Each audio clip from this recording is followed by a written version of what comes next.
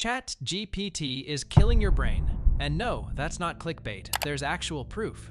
Researchers at MIT ran an experiment with 3 groups. One used AI, one used Google, and one used nothing but their own brain. All 3 had to write the same essay. No help, no shortcuts, just brain versus machine. And the results? The AI group had the lowest brain activity. The Google group was slightly better, but the brain-only group, they went full Einstein mode. Way more creative, way more original. Now, I'm not anti-AI. I've used ChatGPT every single day for the past 2 years. But here's the scary part. I've noticed my problem. Solving skills are fading. Like, I'll sit to brainstorm a creative idea, and boom, my brain just buffers.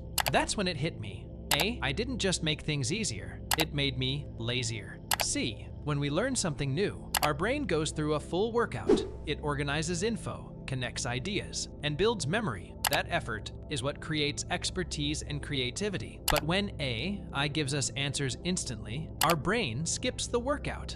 We think we've learned something, but a few days later, we're back asking ChatGPT the same question again. That's called the illusion of learning. It feels smart, but it's fake progress. So what do we do about it? Simple. Don't quit AI, just use it smartly. Use AI to save time, not to save thinking. Let your brain struggle a little. That's how it grows. Use it for creative ideas, problem solving, planning. That's what it was built for. And remember, AI messes up too. It hallucinates. It's not always right. So always fact check and think for yourself. So yeah, maybe AI isn't killing humanity. It's just slowly killing our curiosity. Use it wisely. And hey, if you want to see how I built a one-click AI scriptwriter using N8N, drop a comment below. If enough of you want it, I'll drop the full tutorial. Make sure to like and subscribe. See you guys in the next one.